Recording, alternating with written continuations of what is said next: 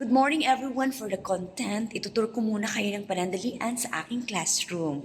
Pero wag niyo akong i-judge. Walang klase ngayon, kaya may karapatan akong magkalap. Diba? Tignan nyo. Sa kasalukuyan, ito po yung lagay ng aking classroom. Parang binagyo. Yan. Wala pong nagmamay-ari sa silid na ito. Joke lang. Yan. Kasi nga, sobrang abala tayo, so hindi pa ako nakakapag-ayos kasi wala naman ngayong klase, katatapos lang ng final exam. Yon.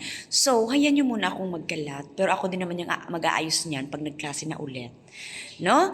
Pero yung ipapakita ko talaga sa inyo, yung main point ko talaga is ipakita sa inyo yung output na pinaghirapan ng mga estudyante ko sa understanding the self. Alam niyo ba kung ano yung gagawin nila?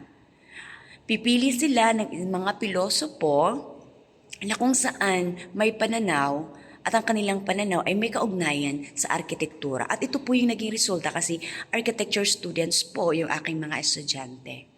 Ayan. So yung kanyang napili sa unang pangkat, yung group 1, ay si Immanuel Kant at saka si Maurice Merleau-Ponty. So punta naman po tayo doon sa isa pang pangkat. O ditong window na to, wala pa. Inaayos pa ng isang grupo. Actually, narito yung output nila pero hindi pa nila nailagay. Ayan. So, ito po yon. O, hindi pa nila ayusin pa, nag-uusap-usap pa siguro yung mga magkakagrupo. Pero eto tignan nyo. Ito yung ginawa ng pangkatatlo. Ang linis. O.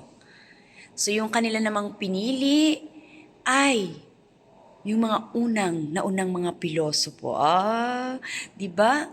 Yan si Aristotle, si Plato, tsaka si Socrates. Yon, Socrates, ewan ko ba, ano basahin, basta yan.